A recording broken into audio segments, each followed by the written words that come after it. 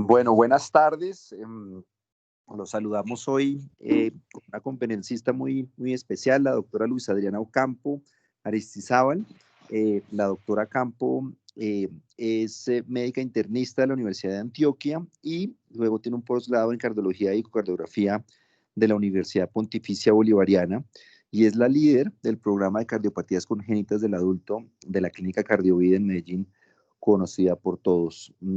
Doctora Ocampo, qué gusto tenerla aquí en el currículum de Fellows Colombia. Nos alegra mucho, sobre todo porque es un tema que estamos viendo más y más gracias a que estos pacientes pues están sobreviviendo a la niñez y pues es un tema que todos los fellows y pues todos los cardiólogos tenemos que tener muy familiarizado. Doctora, bienvenida y adelante, por favor, es un gusto tenerla. Gracias, doctor Medina, por la invitación y gracias a todos los asistentes.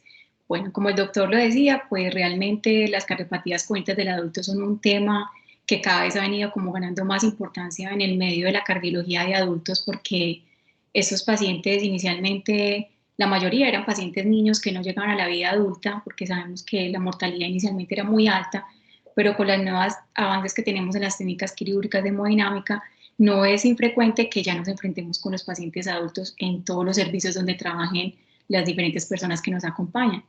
Y eso está básicamente porque actualmente la supervivencia de los niños es del 90%, van a llegar a la vida adulta, o sea que es un porcentaje de supervivencia muy alto. Y cuando miramos lo que ha pasado como epidemiológicamente en cuanto a la transición de cuántos eran niños y cuántos eran adultos en los años 80 y lo que pasa ahorita, actualmente de todos los pacientes con cardiopatías congénitas, el 70% van a ser adultos y el 30% son niños. Entonces es una patología que no le compete solamente a los cardiólogos pediatras como siempre estábamos acostumbrados, sino que nos compete mucho a los cardiólogos de adultos. Claro está que esto pues apenas viene como creciendo en cuanto a los grupos de Colombia.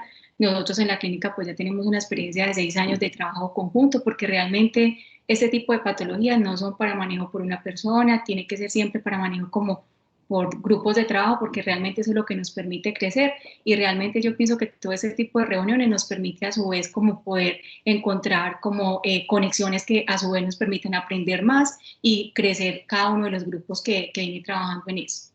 Hoy vamos a hablar pues de una patología que realmente es infrecuente, pero que me llamó la atención para presentárselos a ustedes porque nosotros, al menos en la experiencia que tenemos en la clínica, tenemos un grupo de pacientes con anomalía de Epstein que han sido diagnosticados en la vida adulta e intervenidos en la vida adulta. Entonces, por eso fue mi motivación mayor, porque de nuestros pacientes, más del 50% se diagnosticaron siendo adultos y se intervinieron siendo adultos. Primero vamos a empezar a definir qué es la anomalía de Epstein. Y la anomalía de Epstein, básicamente la definición es una falta de laminación de las válvulas septal y o posterior o inferior, como la queramos llamar, que ocurre en la vida embrionaria. Y esa falta de laminación de las válvulas septal y posterior va a llevar a que haya un desplazamiento apical de esta zona donde debería normalmente estar implantada la válvula tricúspide, y para cumplir el criterio de anomalía de Epstein, este desplazamiento debe ser mayor o igual a 8 milímetros sobre metro cuadrado medido a nivel de la cruz del corazón, que sería pues donde está como la unión atrioventricular. Otra característica común, aparte de que haya este desplazamiento apical, de laminación y desplazamiento apical, lo que vamos a encontrar generalmente es que hay una valva anterior que generalmente es redundante y frecuentemente tiene fenestraciones. Hay otras anormalidades asociadas de las valvas. Generalmente uno encuentra que muchas veces o las cuerdas tendinosas son muy poquitas o la valva se adhiere directamente al músculo papilar o no hay músculos papilares, sino que tiene múltiples adherencias a través de bandas fibrosas al miocardio, y todo esto pues en el contexto de la anomalía de Epstein. Y una cosa muy importante para recordar, siempre que pensamos en anomalía de Epstein, pensamos en que solamente hay una alteración de las valvas como tal, y ya, no, esto es una enfermedad también del ventrículo, hay una miopatía del ventrículo derecho que hace que sea un ventrículo que se puede lesionar mucho más fácil porque no va a tener la suficiente capacidad de tolerar una sobrecarga de volumen crónicamente como lo podría hacer un ventrículo de un paciente que no tenga anomalía de Epstein. Entonces, si miramos lo que ocurre en la vida embrionaria, en esta gráfica izquierda, vemos cómo ocurre normalmente a nivel pues, embrionario una delaminación de las valvas de la válvula tricúspide. Aquí vemos cómo ya tenemos la válvula la valva con sus cuerdas tendinosas bien formaditas y adheridas pues al músculo papilar. Mientras que en estas 4 gráficas pertenecen a pacientes con diferentes grados de anomalías de Epstein, donde vemos que hay una falta de laminación de la válvula y dependiendo de la magnitud de esa falta de laminación vamos a ver el compromiso, donde aquí realmente todavía hay cuerdas tendinosas, acá no se ven, y aquí vemos como hay incluso unas bandas fibrosas que lo unen al miocardio, y esto va a llevar a que en esos pacientes con anomalía de Epstein se produzcan otras alteraciones anatómicas, como es una porción atrializada del ventrículo derecho, porque normalmente la parte donde estaría el anillo anatómico normalmente sería aquí la unión auriculoventricular, pero vemos que realmente se está desplazando el punto del anillo funcional y esta parte va a hacer que se divida el ventrículo derecho en 2 partes, el ventrículo derecho que es funcional y una parte atrializada del ventrículo derecho, y como vemos en esta imagen muy bien representado, este ventrículo derecho generalmente es mucho más delgado, puede ser mucho más fibroso, y va a tener pues múltiples alteraciones porque es un ventrículo que realmente no es funcional y que va a estar sometido a como un pase de lleva y traiga, donde la sangre va a devolverse a la porción atrializada del ventrículo derecho y va a pasar nuevamente hacia la parte del ventrículo derecho funcional. Entonces, si miramos acá lo que ocurre, acá está una válvula mitral donde se ven pues las valvas posterior, septal y anterior, y esto es lo que ocurre normalmente, donde el punto de coaptación está a nivel de la cruz del corazón y uno ve que ellas pues coaptan de manera adecuada, mientras que lo que ocurre en un paciente que tiene anomalía de Epstein, vemos acá como está la valva anterior, que generalmente pues está, su punto de coaptación es adecuado, pero como mencionábamos es una valva que generalmente es laxa, redundante, que puede tener muchas veces fenestraciones, que incluso puede producir algo de estenosis de la válvula tricúspide o puede incluso desplazarse tanto hacia la parte del tracto de salida del ventrículo derecho que puede llegar a producir obstrucción. Y si miramos acá lo que ocurre con la valva septal y la valva posterior, generalmente se encuentra que hay mayor desplazamiento de la valva septal, posteriormente de la valva posterior o inferior, y lo que menos se encuentra desplazado es la valva anterior. Y si miramos cuál es la parte donde que se va a encontrar mayor desplazamiento, es este punto, que es la comisura entre la valva septal y posterior, la que mayor va a tener desplazamiento respecto a la cruz del corazón. ¿Qué va a ocurrir? Entonces, el anillo funcional, discúlpeme que se me perdió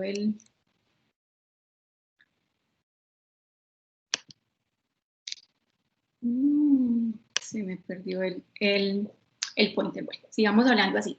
Entonces, como podemos ver en la figura, lo que vemos con las líneas punteadas blancas sería el punto normal donde debería estar el anillo tricuspidio. Entonces, anatómicamente está ahí, pero funcionalmente, ¿qué es lo que vemos con la imagen que está como en espiral verde? Es que se está produciendo un desplazamiento que es anteroapical de este anillo funcional. Y este desplazamiento puede ser tan severo, como les mencionaba anteriormente, que ocurre también con la valva anterior de la tricúspide, que puede llevar a obstrucción del tracto de salida del ventrículo derecho. Si miramos este espécimen de patología, vemos muy bonito, como vemos en la imagen que está en la parte izquierda, un paciente con una anomalía de Epstein, donde encontramos que tenemos una valva posterior, que es la que está señalada con las flechas blancas en la imagen de la izquierda, que me disculpan que el pointer no desapareció y no me quiere salir otra vez. Vemos cómo hay incluso estas flechitas están señalando como estas bandas musculares que lo están adosando al miocardio. Vemos lo que está marcado como ARB, que corresponde a la parte atrializada del ventrículo derecho, y vemos lo que está marcado como RB, que corresponde a la parte funcional del ventrículo derecho, que es un ventrículo derecho que es muy pequeñito. Si vemos este ventrículo derecho dando la parte funcional y la parte atrializada, es un ventrículo derecho que está dilatado, y cuando miramos lo que ocurre en el ventrículo izquierdo, vemos que esto está llevando a que haya un desplazamiento del septum, a que haya como un apachurramiento del ventrículo izquierdo, que obviamente va a tener consecuencias a largo plazo. Sabemos que se va a alterar la interdependencia ventricular y esto puede llevar a disfunción del ventrículo izquierdo. Si miramos la imagen que está en toda la mitad, vemos cómo se ve de manera igualmente donde están los asteriscos blancos, donde sería el anillo pues anatómico, pero vemos cómo hay un desplazamiento importante y la parte del ventrículo derecho funcional pues acá no se ve prácticamente y casi todo está atrializado hacia el ventrículo derecho. Entonces esto va a llevar a que haya mayor o menor compromiso en los pacientes con anomalía de Epstein y a las manifestaciones que puedan tener más temprano o más tardía en la vida y las implicaciones en cuanto al pronóstico y la necesidad de algún tipo de intervención. Y en la imagen de la derecha, básicamente lo que veíamos anteriormente, donde se ve pues la división entre el ventrículo derecho funcional marcado como RB y la porción atrializada del ventrículo derecho que aparece como ARB, que generalmente es un ventrículo, una porción mucho más grande que la parte funcional y es un ventrículo que es menos funcional. Generalmente cuando uno dice que el ventrículo funcional es una tercera parte al menos del ventrículo total, muchas veces el paciente puede tolerar, pero cuando es menor de ese 30% de la tercera parte, el paciente va a presentar mayor síntomas. Si nos remontamos a la historia, la anomalía de Epstein fue descrita por primera vez en 1988 por el doctor Epstein en un paciente de 19 años que murió por cianosis falla cardíaca, y cuando él hizo el estudio anatomopatológico documentó claramente lo que ocurría de este desplazamiento apical del punto de coaptación de la válvula tricúspide con unas valvas septal e inferior que eran muy rudimentarias, muy displásicas, muy pequeñas y con una valva anterior más larga. En el año 1900 fue cuando se describe por primera vez un caso en la literatura inglesa. En el año de 1950 es el primer diagnóstico en vida con angiocardiografía, porque antes pues, todo había sido pues, diagnóstico en pacientes que habían fallecido. En 1951 se empieza a hacer la primera cirugía paliativa y a partir de los 60 se empiezan a hacer cirugías correctivas que han variado pues, en su forma de realizarse, como les voy a presentar un poquito más adelante. ¿Qué podemos decir de la anomalía de Epstein? Es una cardiopatía congénita rara. Realmente se presenta solamente en 1 de cada 200.000 nacimientos. Si miramos a cuánto corresponde las cardiopatías congénitas, ocurre entre el 0.3 y el 0.7% de todas las cardiopatías congénitas, es decir, una baja frecuencia de presentación. Si miramos si hay diferencias entre hombres y mujeres, realmente no existen. El grado de compromiso, como veíamos ahorita, es variable. Generalmente no hay una asociación genética, casi siempre son casos esporádicos, pero se ha encontrado que posiblemente la mayor asociación con alguna alteración genética se da en aquellos pacientes que tienen anomalía de Epstein y presencia de ventrículo izquierdo no compactado. Como factores de riesgo para su presentación, que aunque son muy debatidos, todavía siguen apareciendo reportados, es la edad materna avanzada, la multiparidad y terapias como el uso de litio y benzodiazepina en la madre. Lo que les mencionaba ahorita, ahorita les diré un poquito más de manejo quirúrgico, pero realmente había una evolución importante y todavía sigue siendo un trasplante cardíaco la única terapia que tenemos para ofrecerle a aquellos pacientes con casos severos. ¿Qué es común encontrar en los pacientes con anomalías de Epstein? Lesiones asociadas. ¿Cuál es la principal lesión? Los cortocircuitos a nivel atrial.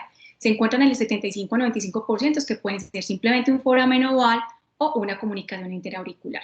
La comunicación interventricular está descrita entre el 3 y el 5% de los pacientes, la obstrucción del tracto de salida del ventrículo derecho en el 6%, casi siempre a nivel infundibular.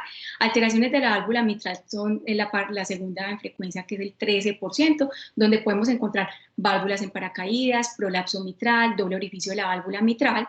La válvula aórtica bicúspide se encuentra en el 5%, el ventrículo izquierdo no compacto en el 2%, como les mencionaba, que hay una asociación posiblemente en este caso de que si haya alguna alteración genética. La conexión anómala parcial de venas pulmonares en el 10%, y algo interesante es que cuando uno mira a los pacientes que tienen transposición congénitamente corregida de grandes arterias o L-transposición, el 30% de los pacientes van a cumplir criterios para anomalía de Epstein. Y también se han descrito casos de tetralogía de Fallot y atresia pulmonar. Si tenemos en cuenta que los casos severos de anomalía de Epstein va a haber una disminución del flujo efectivo a la parte de la arteria pulmonar, eso muchas veces también va a llevar a que se produzca una hipoplasia pulmonar, en casos severos atresia pulmonar. El diagnóstico, pues, al igual que la mayoría de las cardiopatías congénitas, va a seguir siendo pues, en la etapa temprana, afortunadamente, eso que nosotros todavía tenemos un poquito de retraso. 50% se hace diagnóstico prenatal o en neonatos, el 10% se van a diagnosticar antes del primer año, el 30% siendo niños o adolescentes, y solamente un 10% de los pacientes van a llegar a ser adultos sin tener un diagnóstico previo. Casi siempre esos pacientes, como mencionábamos, son aquellos que tienen menor compromiso. ¿Cuál es la presentación clínica? Va a depender mucho de si son fetos, infancia o adolescentes. Para resaltar básicamente lo que nos interesa en el día de hoy son los adultos, y casi siempre el 50% de los pacientes el diagnóstico se hace porque el paciente consulta por palpitaciones, que les voy a mostrar ahorita que las arritmias son de muy alta frecuencia de presentación. ¿Cuáles son los otros síntomas por los cuales consultan los pacientes? Por fatigabilidad y disnea, cianosis en un menor porcentaje de pacientes y embolismo paradójico por la presencia del cortocircuito a nivel atrial, que muchas veces al aumentar la presión del ventrículo derecho y la aurícula derecha lleva a que ese cortocircuito se invierta normalmente a través del foramen ovalo, la sería generalmente en reposo, el cortocircuito es de izquierda a derecha, pero al haber un aumento en la presión de esta cavidad, el cortocircuito es de derecha a izquierda y se puede producir embolismo paradójico. Esta es una serie publicada por el doctor Serermacher en 1992, donde básicamente es lo mismo, comparando qué ocurre en cuanto a los síntomas de presentación siendo fetos, neonatos, niños, adolescentes o adultos, y en el panel de la derecha, en la penúltima columna, vemos lo que ocurre en los adultos y en su serie, básicamente lo que habíamos visto previamente, las arritmias son la causa más frecuente de consulta en este grupo de pacientes. ¿Qué podemos encontrar al examen físico? Generalmente no hay ingurgitación yugular. Uno esperaría que si el paciente pues tiene esa insuficiencia tricuspidea, que es lo que finalmente va a ocurrir porque no hay un adecuado funcionamiento de la parte valvular en el paciente, este volumen que está regurgitando a la aurícula derecha pues transmitirá la presión y se presentará la ingurgitación yugular. Pero si recordamos lo que veíamos ahorita en las gráficas, donde hay una parte atrializada del ventrículo derecho que va a almacenar gran cantidad de ese volumen regurgitante, y sumado a que muchas veces la aurícula derecha también obviamente está muy dilatada pues por el mecanismo compensatorio, esto hace de que no haya ingurgitación yugular y tampoco vamos a ver ausencia, entonces pues, se va a caracterizar porque hay ausencia de ondas B y la pulsación hepática tampoco va a ser documentada en este grupo de pacientes, así estén cursando con una falla derecha clínicamente manifiesta. Algo interesante de la auscultación que realmente es muy bonito para los que hemos tenido la oportunidad de ver más pacientes con anomalía de Ebsen es el sonido típico de 4 tiempos que se va a escuchar en esos pacientes. Uno va a encontrar frecuentemente que hay desdoblamiento del S1 y del S2. Ese desdoblamiento del primer ruido está dado básicamente porque esos pacientes tienen bloqueo de rama derecha, adicionalmente hay un bloqueo AB casi en la mitad de los pacientes y adicionalmente este cierre de la válvula anterior de la septal, que como les decía era más larga y redundante, muchas veces ocurre de manera más tardía y es un sonido que es muy intenso. Entonces muchas veces se logra escuchar ese T1 secundario al cierre de la valva anterior de la válvula tricúspide. Y hay también un desdoblamiento del segundo ruido que lleva a que se produzcan pues, los 4 tiempos, también secundario al bloqueo de la rama derecha y el retraso pues, de la conducción. Puede haber S3 y S4 también en este grupo de pacientes y como les decía, pues la auscultación es llena de puros click y trocs y demás. Y en los pacientes en los cuales hay una estenosis relativa de la válvula, uno muchas veces va a encontrar que hay también un soplo, típicamente el soplo es un soplo holosistólico de insuficiencia, pero si hay un componente de estenosis vamos a encontrar que hay un presistólico asociado, pero es infrecuente auscultarlo. El impulso paraesternal es útil del ventrículo derecho, a pesar de que son ventrículos derechos tan grandes, corazones tan dilatados que uno esperaría pues encontrar como esa área muy, muy activa, realmente no va a ser así. Como les mencionaba, el soplo es holosistólico de insuficiencia, pero es muy importante tener en cuenta algo, y es que muchas veces no va a haber un soplo súper característico.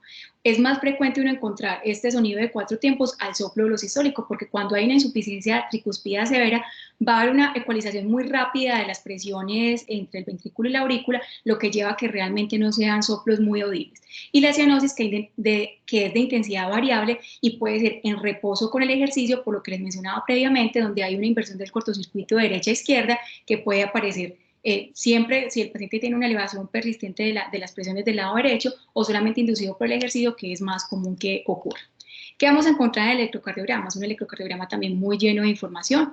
Encuentra uno que se ha descrito predominantemente bajo voltaje en las precordiales derechas, unas ondas picudas, incluso pues que las llama pues como P de Himalaya, que no pues son el caso de este electrocardiograma, pero que sí claramente aquí estamos viendo que hay un crecimiento auricular derecho.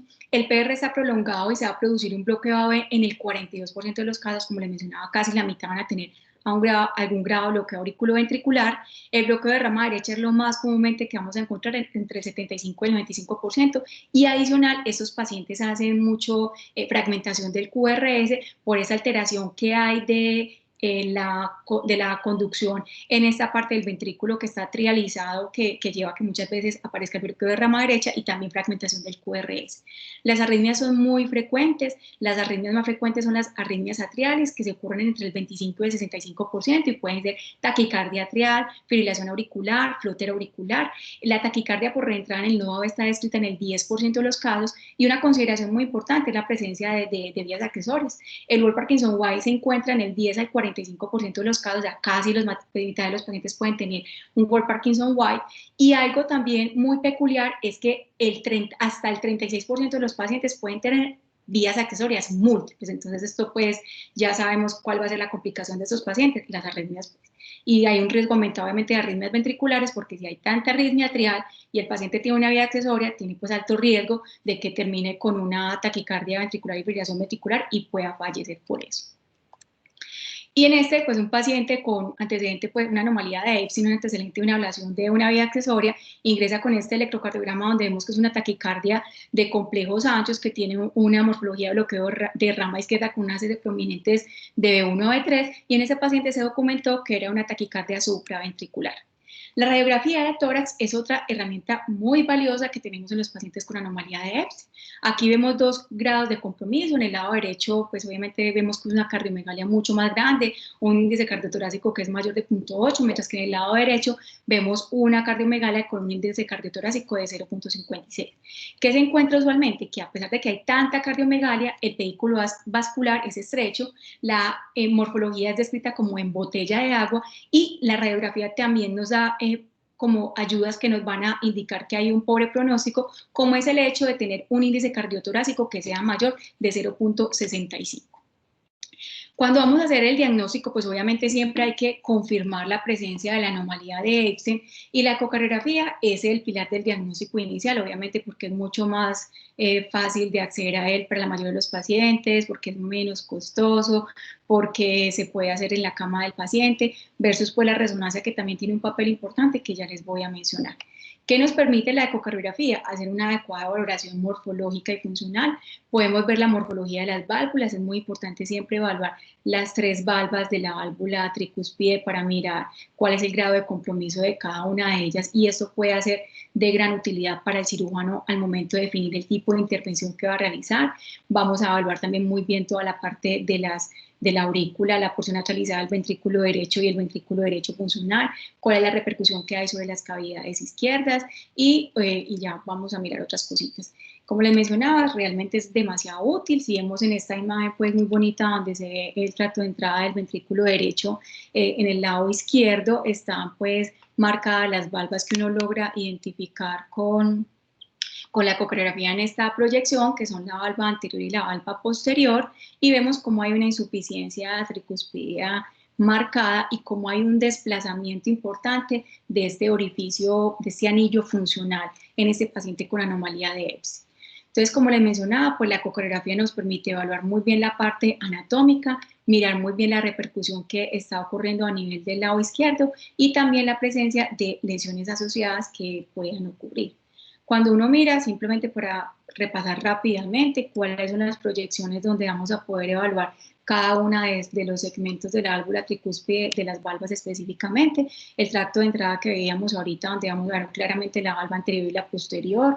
En el paraesternal eje corto podemos evaluar de manera adecuada la valva septal y la valva anterior. En el apical 4 cámaras casi siempre se van a ver la valva septal y la anterior, y en el subcostal es muy parecido a lo que vemos en el 4 cámaras, se ve la valva septal y la anterior, y la ecocardiografía transesofágica casi nunca es necesaria como estudio complementario en sus pacientes, solamente en aquellos que tengan muy mala ventana, que queramos precisar un poco mejor la morfología de las valvas, podría ser una buena opción.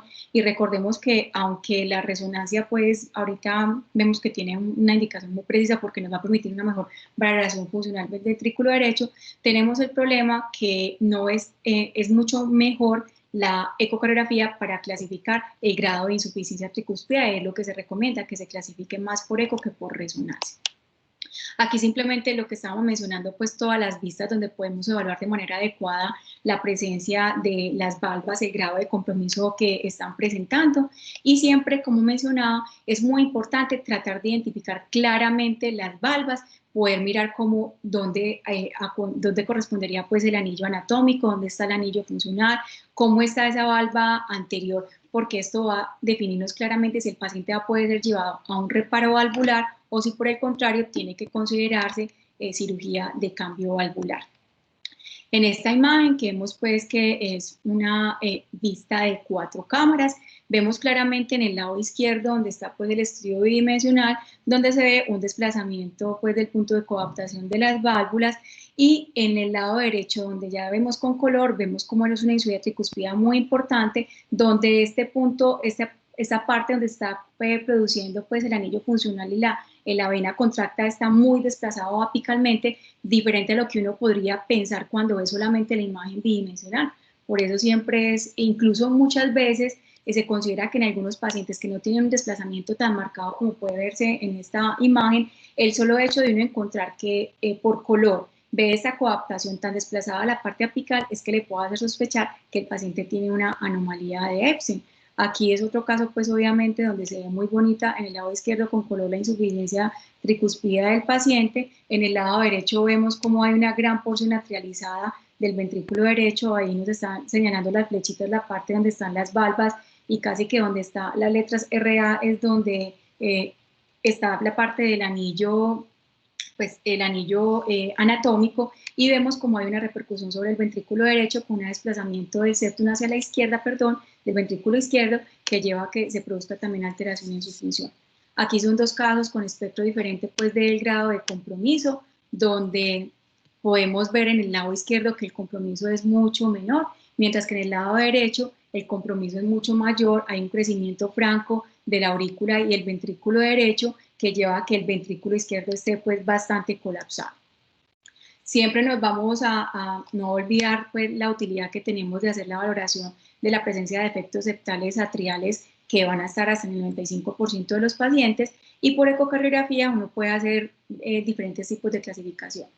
La inicialmente descrita, que fue por el doctor Carpentier en 1988, donde se va a clasificar en tipo A, B o C o D, básicamente de acuerdo a cómo está la parte funcional del ventrículo derecho y cómo está la valva anterior septal, perdón, la valva anterior de la válvula tricúspide. Y de acuerdo a eso lo vamos a clasificar en el tipo A, pues obviamente adherencia a las valvas septal y posterior, pero el volumen del ventrículo derecho funcional es normal y no hay ningún tipo de restricción en el movimiento de la valva anterior, que al lado izquierdo está pues como la correlación con la imagen.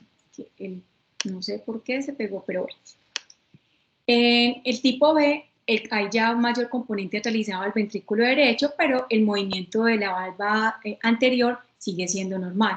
En el tipo C hay una restricción severa a los movimientos de la valva anterior con obstrucción, y en el tipo D ya hay una atrialización completa del ventrículo derecho, excepto por pequeño componente infundibular.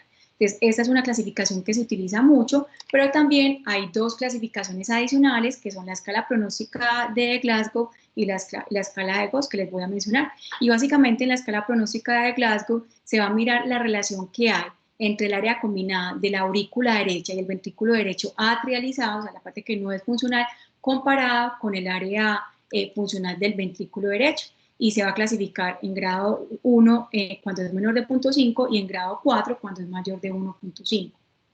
Esta otra clasificación, que es un poco más compleja y que se utiliza un poco menos, ya no solamente va a tener en cuenta cómo están las áreas de la aurícula derecha, la parte de la porción atrializada del ventrículo derecho y la parte funcional del ventrículo derecho, sino que también se va a combinar con las áreas de la aurícula izquierda y del ventrículo izquierdo, y también va a ser clasificado de grado 1 a grado 4 de acuerdo a cómo está esta relación. Y para ilustrárselos un poquito mejor, es aquí donde les muestro en el lado derecho simplemente cómo se hace el trazo, se hace la medición de las áreas y de acuerdo a eso se hace el puntaje.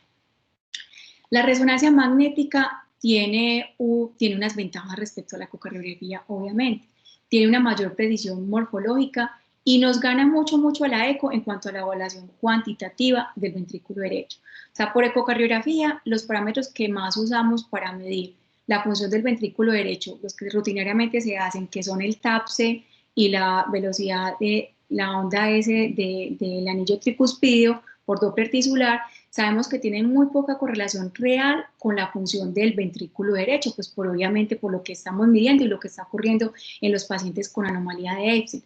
Si hacemos ecocardiografía tridimensional, esto sí nos va a permitir una adecuada medición de volúmenes y de función del ventrículo derecho. En caso contrario, es mucho más útil hacer la resonancia, y casi siempre se va a hacer en todos los pacientes cuando se hace el diagnóstico y cuando se planea una intervención quirúrgica, porque nos va a permitir evaluar qué tan disfuncional es el ventrículo derecho para poder planear el tipo de cirugía que se le va a ofrecer al paciente o si realmente ya no se le puede ofrecer al paciente. También nos va a permitir descartar la presencia pues, de lesiones asociadas. Una cosa que no les mencioné es que cuando se evalúa pues, la función del ventrículo derecho por ecocardiografía, el único parámetro que se ha encontrado que tiene correlación con la función sistólica del ventrículo derecho medido por resonancia magnética es el estrés longitudinal del ventrículo derecho, ¿cierto? Que pocas veces se hace. Aquí básicamente es para comparar, es que no les puedo mostrar. En el lado izquierdo está un paciente que tiene una anomalía de Epstein previo a la corrección quirúrgica, y en el lado derecho, que está marcado con B, son las 4 imágenes de comparación de lo que ocurrió en un paciente que ya fue llevado a cirugía de cono, donde hay pues como una restauración de la parte morfológica y funcional con cambios importantes pues para el paciente. ¿Qué otros estudios se consideran realizar en los pacientes con anomalía de Epstein?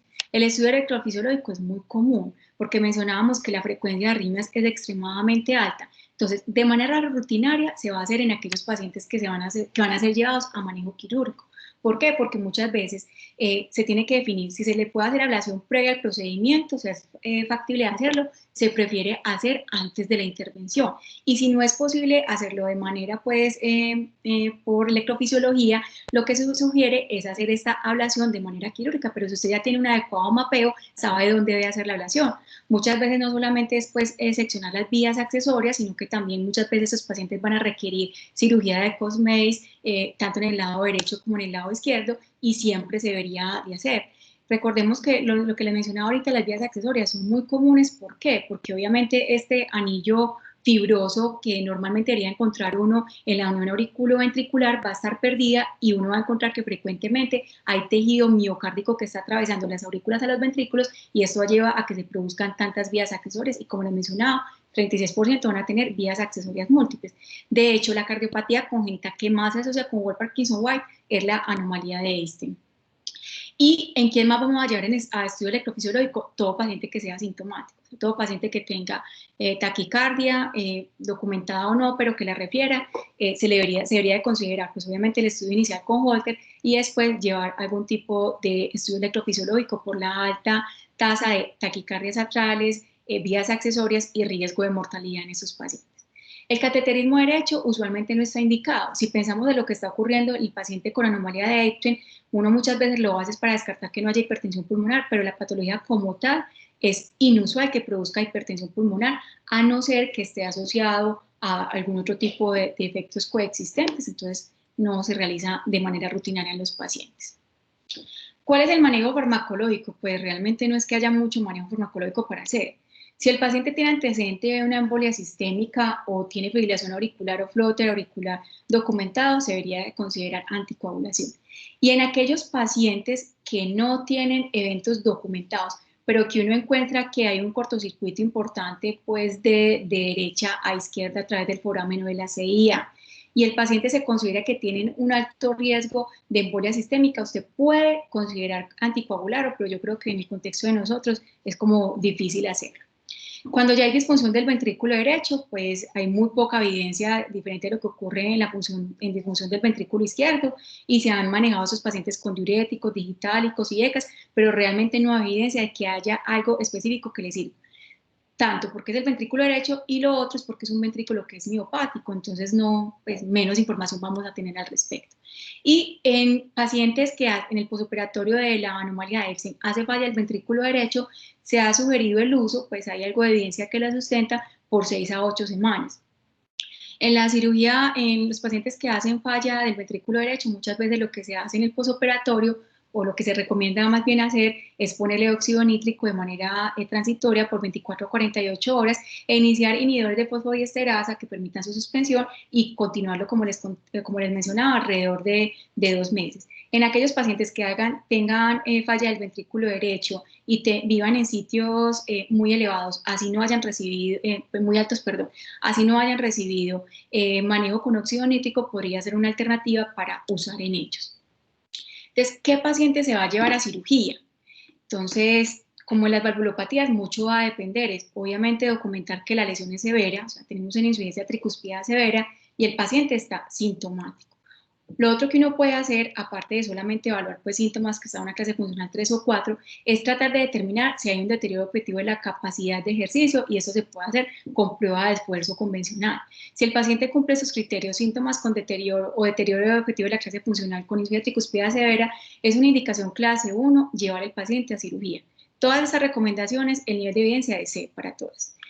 ¿Qué se recomienda? Que por la complejidad de la cirugía que se debe realizar, que actualmente se recomienda es reparo, debe hacerse por un cirujano que tenga experiencia en cirugía de Epstein. Si el paciente pues tiene defecto septal auricular, sea CIA o foramen oval, se recomienda también el cierre durante el procedimiento. Pero ojo, hay que tener en cuenta si uno considera que esto está bien tolerado, porque en pacientes que tengan mucha disfunción del ventrículo derecho o elevación de la presión de la aurícula derecha, pues secundariamente, el hecho de cerrar este como mecanismo de desfogue puede hacer de que haya una mayor disfunción ventricular derecha y el paciente pues pueda fallecer por eso. Entonces muchas veces lo que se hace es que no se cierran completamente, sino que se deja una CIA que llamamos calibrada, o si es por amenoval, muchas veces no se interviene. ¿Cuál es la indicación? Otra indicación para llevar al paciente a cirugía, pero ya es clase 2A, que igual sigue siendo pues nos están diciendo hágalo pues, es considerar en aquellos pacientes en los cuales usted en el seguimiento encuentra que el ventrículo derecho ya se empieza a afectar. ¿Y cómo lo vamos a valorar? Porque hay una dilatación progresiva o hay una disfunción del ventrículo derecho pues ya medida con resonancia o pues con eco, como les contaba, no es tan útil, pero bueno, también nos permite pues si tenemos unos valores previos poder hacer la comparación. Lo otro son las intervenciones con catéter. En aquellos pacientes que tengan arritmias sintomáticas o evidencia de preexcitación, pues clase 1, que el paciente hay que llevarlo pues a estudio electrofisiológico mapeo y posiblemente ablación. En aquellos casos que el paciente no cumple criterios para ser llevado a cirugía porque no tenemos nada de lo anterior, pero que el paciente tiene un defecto septal atrial y se documentó embolismo paradójico, uno puede hacer cierre percutáneo de este defecto, lo mismo considerando que no hay riesgo aumentado de disfunción del ventrículo derecho. Y cuando el paciente empieza ya a ser hecho de derecha a izquierda con desaturación en reposo, hacer un cierre de este defecto se considera una indicación 2B para hacer. Pero siempre, como mencionaba, se debe excluir aumento de la presión de la aurícula derecha o incluso que puede hacer en el momento de la intervención una prueba con oclusión con balón y mirar si aumenta mucho la presión de la aurícula derecha o cae el gasto cardíaco que nos estaría contraindicando la realización del procedimiento. El manejo quirúrgico, realmente la mortalidad ha cambiado mucho. Ha disminuido inicialmente, pues los primeros casos, pues todos se morían. Después se morían como el 50%. Y en las últimas décadas la mortalidad ha pasado a ser del 25% al 6%. Por eso se recomienda que todo siempre sea realizado en centros especializados. La cirugía que se debe realizar, idealmente la cirugía de cono, que ya se les voy a explicar, pero hay algunos pacientes donde hay una dilatación marcada del ventrículo derecho cuando reportan volúmenes mayores de 250 mililitros por metro cuadrado, aquellos pacientes que tienen disfunción ventricular derecha con fracciones de eyección menores del 30%, donde uno considera que el paciente pues tiene un alto riesgo si lo lleva a la cirugía. Entonces en esto se hace una cirugía que se conoce como 1,5, donde usted hace la cirugía pues de intervención, la cirugía de cono pues sobre la válvula tricúspide, pero adicionalmente hace un Glenn bidireccional y esto obviamente es una muy buena alternativa. Algo que se ha propuesto como alternativa a hacer este Glenn bidireccional es dejar una CIA, como les mencionaba, calibrada o el foramen oval permeable. En el manejo quirúrgico también mencionamos que se debe hacer el cierre de efectos septales siempre que uno considere que va a ser bien tolerado y en aquellos pacientes que tienen una disfunción biventricular, es la única alternativa que tenemos en ellos es el trasplante. ¿Qué consideraciones adicionales tenemos para el manejo posoperatorio? Estos pacientes deberían de mantenerse con frecuencias muy altas, alrededor de 100 a 120 latidos por minuto. Incluso se recomienda que se les debería dejar marcapaso y estimulación auricular para lograr estas frecuencias. Se debe prevenir la hipervolemia en ellos y también se debería de restringir el uso de hemoderivados en el posoperatorio. Se deben evitar las presiones elevadas de la aurícula derecha, no deberían de tenerse presiones mayores de 10 a 12 milímetros de mercurio y todo eso es para evitar que esta cirugía, suturas de la cirugía de cono, el reparo que se hizo el paciente, pues se vayan a romper. Aquí les quiero mostrar lo de la cirugía de cono. cuando uno habla de cirugía en válvula tricúspide, tenemos la reparación, que actualmente pues la cirugía de cono es la que más se realiza, o el cambio por bioprótesis, donde no hay como, cuando uno encuentra que hay o disfunción ventricular o que la anatomía no es favorable, o pacientes que son mayores de 55 o 60 años, se prefiere poner una bioprótesis. Pero esta cirugía es muy bonita. Si miramos en el lado izquierdo, perdón, donde está la gráfica A, vemos cómo está el anillo funcional, pues que es como la línea que vemos que atraviesa pues de la unión auriculoventricular, cómo hay una porción atrializada que se ve pues la parte embombada inferior del ventrículo derecho y cómo está pues como deforme la válvula tricúspide. Entonces lo que se hace en la cirugía de cono es tratar de formar un conito. Entonces se debe tener de una delaminación mayor del 50% de la válvula de la valva anterior y de algún grado de delaminación de la valva septal e inferior para poderlo realizar. Entonces se forma como una especie de cono donde el vértice va a estar dirigido hacia el tracto de salida y lo que se hace es que se hace una rotación en el sentido de las manecillas del reloj y se trata de llevar a una implantación donde realmente debería estar implantado el anillo, que el anillo anatómico coincida con el anillo funcional.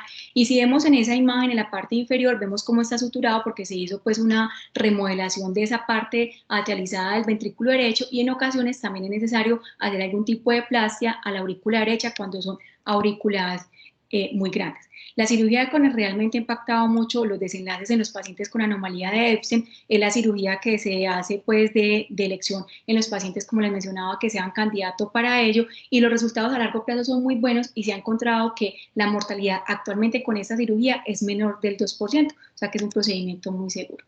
¿Cómo hacemos el seguimiento de los pacientes con anomalía de Epstein? Entonces, básicamente está la tabla publicada en Circulation del 2018, no 2019, de los americanos, donde de acuerdo, sabemos que en cuanto a complejidad, la anomalía de Epstein es como grados de complejidad, pero siempre lo vamos a dividir en estadios fisiológicos A, B o C o D, de acuerdo pues a la condición del paciente, y de esta manera vamos a definir qué tan frecuente vamos a hacer cada uno de los seguimientos clínicos y los estudios diagnósticos que básicamente son electrocardiograma, radiografía de tórax, eco transtorácica, monitoreo Holter, resonancia o incluso en los que no se puede hacer resonancia, la tomografía también es una buena alternativa y el test de ejercicio que básicamente es para mirar la parte de la capacidad funcional. ¿Qué seguimiento hacemos en los pacientes que tienen anomalía de STEM que ya fueron operados? Si hay presencia de insuficiencia tricuspidea residual, si hay disfunción del ventrículo derecho o izquierdo, si hay presencia de Chown residuales, la recurrencia de las arritmias y el bloqueo AVEL que les contaba. Por la patología como tal es muy frecuente y por la cirugía se aumenta más la posibilidad. ¿Qué consideraciones especiales tenemos en estos pacientes? En el ejercicio, si el paciente está asintomático, generalmente no hay ninguna restricción, pero se recomienda que no haya un exceso en cuanto a los ejercicios estáticos.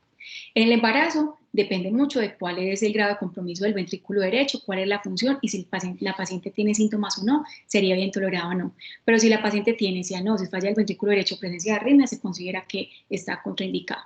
Y la profilaxis para endocarditis, ¿en quién la vamos a considerar? En aquellos pacientes que tengan cianosis, que tengan material protésico o que tengan historia de endocarditis previa, que realmente esto es la recomendación de las guías que salieron este año y que está muy acorde a las últimas guías de profilaxis para endocarditis infecciosa. Eso era todo como lo que tenía para contarles. No sé si tienen alguna pregunta.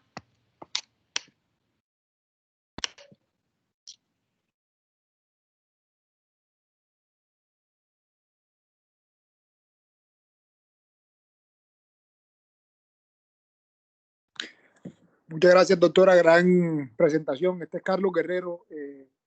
Yo asisto de acá de la IL. Yo soy fellow de congénitas del adulto. Quería hacer ¿Cómo está? Quería hacer una pregunta. ¿Cuál piensa usted que es el mejor tiempo o el timing para realizar un reparo de cono en pacientes con Epstein?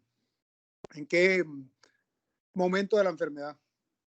Pues doctor, realmente yo pienso que como en esta enfermedad, pues el ventrículo derecho ya tiene una miopatía como tal. Uno no debería esperar a que haya tanta disfunción para considerar la intervención.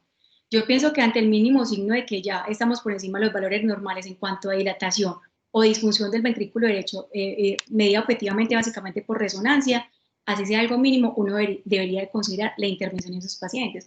Porque ¿qué pasa con el ventrículo derecho en esos pacientes? Como son ventrículos derechos enfermos, la mejoría que pueden tener si uno deja pasar mucho tiempo no es la misma de un ventrículo derecho que está alterado por otra causa, como lo que vemos en los pacientes con insuficiencia pulmonar, que tienen también ventrículos derechos dilatados y se operan y mejoran mucho. En estos pacientes muchas veces eso no ocurre. Entonces yo pienso que uno no debería esperar tanto para hacer la intervención en ellos. Muchas gracias, sí. Sí, es una pregunta personal porque es bien difícil de responder. Claramente el timing el tiempo quirúrgico en los pacientes con Epstein ha sido un debate durante años, creo yo. Claro. Yo también estoy con usted. Yo creo que deberíamos hacerlo más, punto.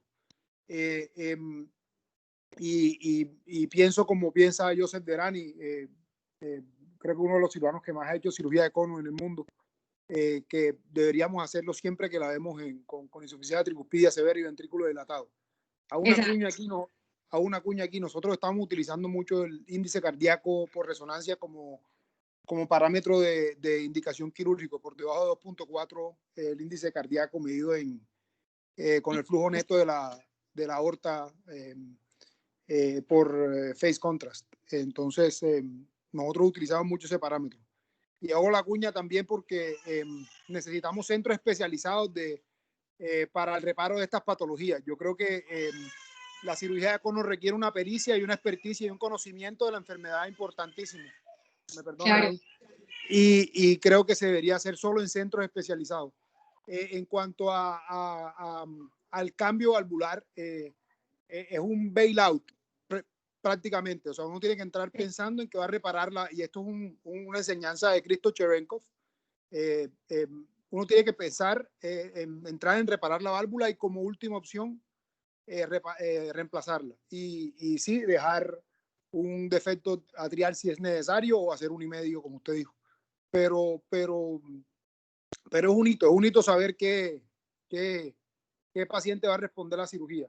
Recientemente la doctora Marina Hughes sacó un artículo del ángulo valvular de la válvula más de 65 grados medido en 2 cámaras del ventrículo derecho por resonancia, el ángulo verdadero y qué tan desplazada está hacia el tracto de salida como un marcador de buen reparo. Por debajo de 60 puede ser que sirva la cirugía cono y resista. Entonces, creo que todavía hay mucha tela que cortar ahí. Ojalá hayan estudios colaborativos con varios centros y en Colombia para saber un poquito más de esta patología, creo yo. Sí, realmente la cirugía de cono pues es lo que más ha impactado como los buenos resultados en esos pacientes, y como lo decía el doctor, yo pienso que hay que tratar como de descentralizar este tipo de pacientes. Yo pienso que en Congénitas del Adulto estamos aprendiendo mucho acá en Colombia. Me encanta pues que la gente pueda irse a formar por fuera y que venga para que nos enseñe a todos. Yo pienso que como grupos cada institución tiene que crecer, y a su vez con los otros grupos del país eso tiene que ser un crecimiento conjunto, porque lo que les mencionaba, eso no puede ser algo de una sola persona, sino que tienen que ser grupos de trabajo en patologías pues que obviamente han estado como tan olvidadas y tan relegadas a los cardiólogos pediatras, pero por lo que nos damos cuenta eso no puede seguir siendo así, y es muy bueno saber que ya pues en el país tenemos varios grupos que estamos como creciendo en esto. Realmente en Toronto, cuando tuve la oportunidad de estar con ellos también tenían unos umbrales bajitos para intervención en pacientes con anomalía de Epstein. El problema es que encontrar pacientes adultos no intervenidos es más bien infrecuente en países desarrollados. Casi siempre lo que veíamos, pues el 10% solamente van a ser pacientes adultos. Si les voy a mostrar acá rápidamente como unos datos de nosotros de la clínica. Vamos a ver si acá me deja compartirlo. Muchas gracias, doctora, por eso. Claro que sí. Yo creo que sí deberíamos trabajar más en colaboraciones en conjunto para estas patologías. Claro que sí. Claro, doctor. Y les quiero mostrar simplemente esto aquí rápidamente de uno de los trabajos que publicamos, llevamos al Congreso Colombiano de Cardiología este año, de la revisión que hicimos. De nosotros tenemos 28 pacientes con anomalía de Epstein, pues una edad promedio de 36.8 años, y les quiero resaltar eso. Miren los pacientes que tenían antecedentes de cirugía previa, muy poquitos. solamente, pues, o sea, sí la mayoría, pero realmente si uno piensa como en lo que debería de ocurrir respecto al momento del diagnóstico, es muy poco, porque tenían cirugía previa el 57% y 43% sin cirugía previa. La mayoría de las cirugías, aquí están cono y plastia de la válvula, sí, al menos eso se está haciendo pues al menos con nosotros en la clínica, y la edad de corrección, siendo adultos, miren acá, casi todos eran adultos al momento de la corrección. Entonces estos son datos que nos dicen pues realmente aquí el diagnóstico sí está siendo tardío. Lo otro que les quería mostrar, el 50% de nuestros pacientes han sido llevados a estudio electrofisiológico, todos los que van a llevarse a cirugía, lo hacemos de manera protocolaria pues desde los últimos 6 años que estamos trabajando en el grupo de nosotros, pero anteriormente muchas veces los pacientes ni siquiera se intervenían, pues no se llevaban al estudio. Encontramos una alta frecuencia de arritmias, obviamente las vías accesorias como la arritmia más frecuente, y 2 pacientes de nosotros tienen marcapasos y 2 tienen CDI. Entonces realmente yo pienso, pues para no mostrarles tampoco acá muchas cosas, yo pienso que es una patología que es infrecuente, como le decíamos, que realmente hay que seguir trabajando conjuntamente y hay que seguir fortaleciendo los centros y los cirujanos que realmente tengan experiencia en esto, porque cuando es una cirugía que no se hace tan frecuentemente, obviamente hacer una al año no va a hacer que nadie coja experiencia, lo mismo que ocurre pues en otro tipo de patologías. Doctora, muchísimas gracias. Quería hacer una pregunta que de pronto tiene que ver con lo que también mencionaba Carlos, y es ¿cuántos especialistas cardiólogos de adultos necesita el país? Personas como usted o como lo que está haciendo el doctor Guerrero en Colombia. Hay unas cifras en Estados Unidos, pero claro, no sé si haya como una estadística epidemiológica de por cuánto... Uno por cada 10 millones de población habitantes. Uno por cada 8 o 10 millones de habitantes mínimo, es lo que está recomendado actualmente. O sea, aquí como centros, ¿cierto? No como especialistas, sino como centros. O sea, aquí en Colombia deberían haber al menos por ahí 5 o 7 centros dedicados a pacientes adultos con cardiopatías congénitas. Lo que pasa es que muchos de los pacientes de nosotros no están identificados, están perdidos. Nosotros en la clínica tenemos 700 en seguimiento, 700 y pico en seguimiento, que hemos logrado captar pues en el transcurso de 6 años. Pero son muy poquitos, pues si vemos la incidencia de cardiopatías congénitas y de cuántos pacientes necesitan ser llevados deben tener seguimiento por grupos especializados que son los que tienen patología de moderada y alta complejidad, sabemos que tenemos, aquí deberían haber muchísimos más pacientes que deberíamos de tener. No sé ustedes, doctores en la cardioinfantil, pues cuántos tengan pues identificados. Lo que pasa es que uno también los identifica y se le pierden, porque ya la aseguradora lo manda para otra parte, pero nosotros hemos trabajado mucho en Medellín para tratar de que nos los redireccionen. No sé si alguno por ahí vía Tomás Chalela, que estaba ahí, bueno, o Carlos Guerrero, dentro de las cifras, de pronto Carlos me corrige que tengo en la cabeza, nosotros hacemos más o menos 1.500 cirugías de corazón al año, y de esas una tercera parte es en niños, que pues es una cifra importante, no son 500 corazones al año en niños.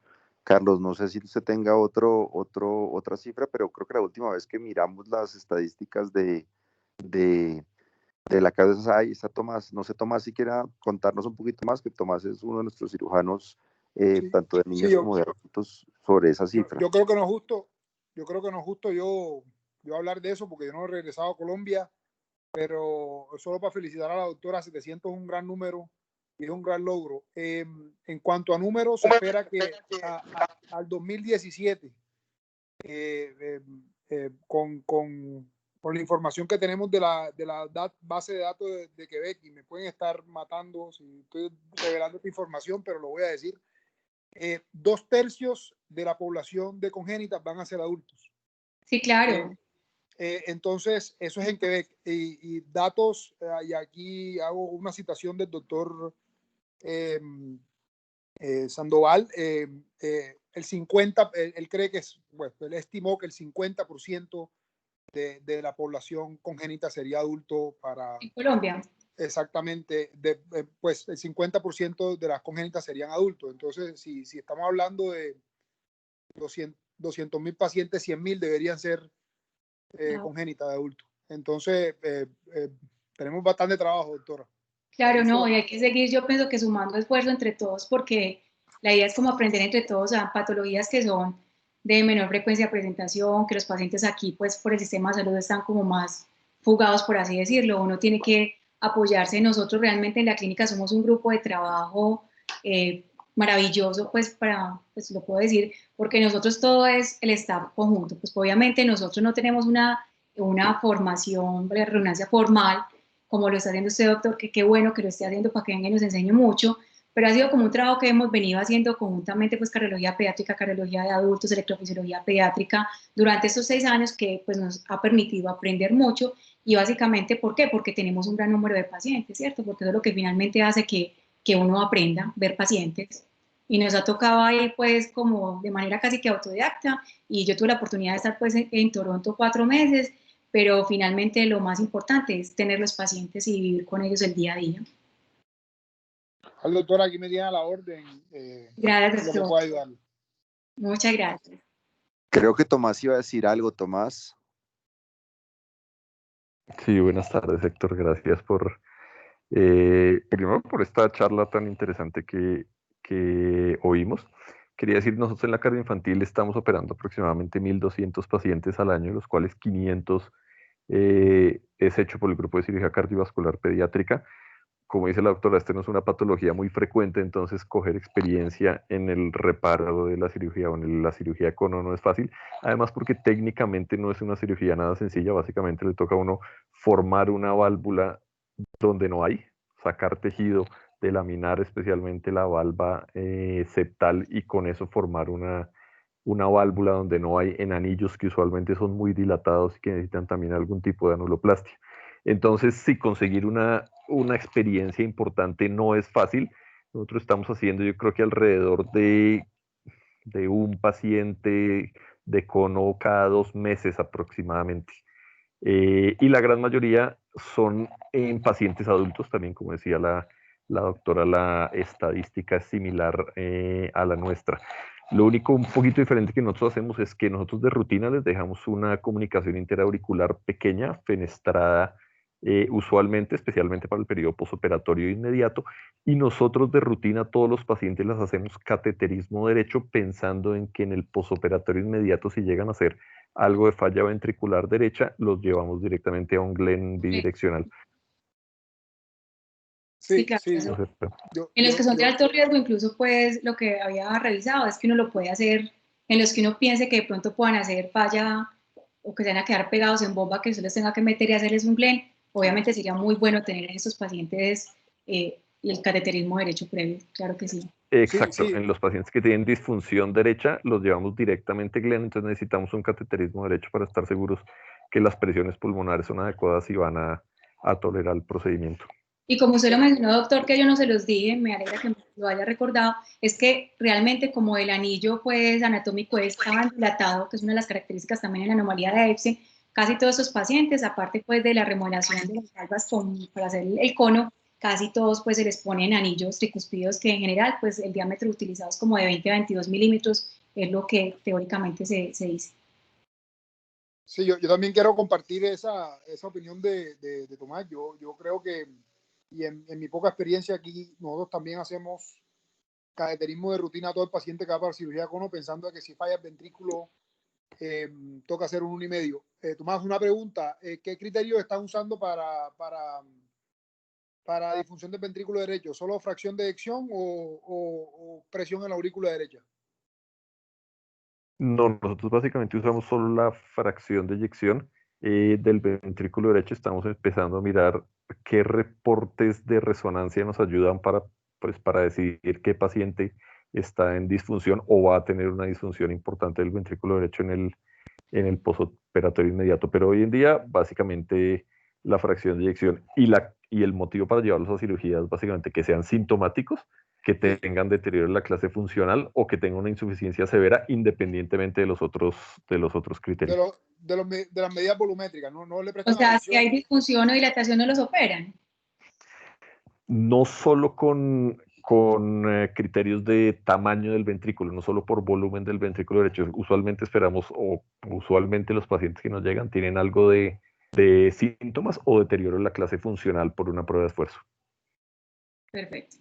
Sí, nosotros como criterio de volumen tampoco tenemos como en Fallot, o sea, el 160 por mililitro por metro cuadrado, solo lo dejamos para Falot. Pero el cambio interino en 3 años de resonancia del ventrículo funcional sí lo utilizamos, sí lo hemos utilizado, porque nosotros medimos el ventrículo funcional, nosotros no medimos el ventrículo total, o sea, atrializado más funcional en resonancia como medida de volumen.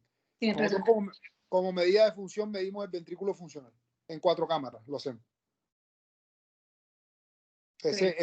Por eso pregunto, porque hace un tema de discusión, ¿cuánto es lo normal de esos ventrículos?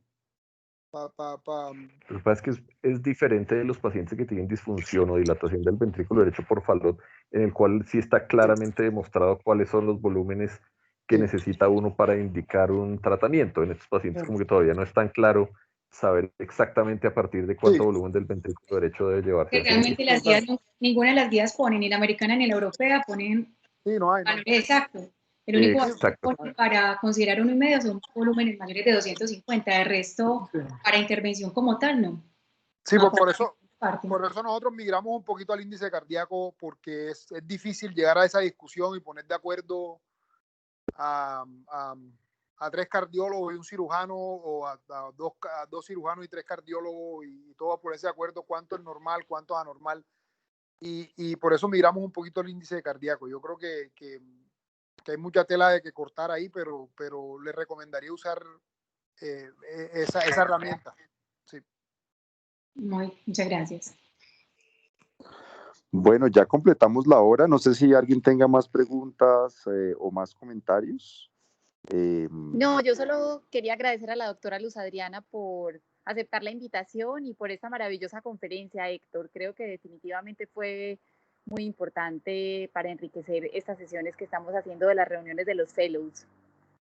Sí, no, completamente de acuerdo, y también pues como que se va de la mano de la conferencia que presentó también CardioVid con Adrián Bolívar la semana pasada, de la AOLCA muy bonita, de la paciente que se operó, que hizo una revisión también excelente, y creo que tanto esa revisión como esta, pues, y también tratar estos temas de cardiopatías congénitas y de la necesidad de tratarlas en centros expertos como CardioVid es supremamente importante, porque pues definitivamente vamos a ver esta avalancha de pacientes muy pronto. Doctora, muchísimas gracias por la excelente conferencia, la disfrutamos muchísimo, también por la participación de todos, de Carlos, de Tomás y de las demás personas que participaron, y bueno, sin ser más, creo que nos despedimos, doctora. Muchísimas gracias, muy amable. Adiós, feliz noche, gracias. Bueno, hasta luego, que descansen.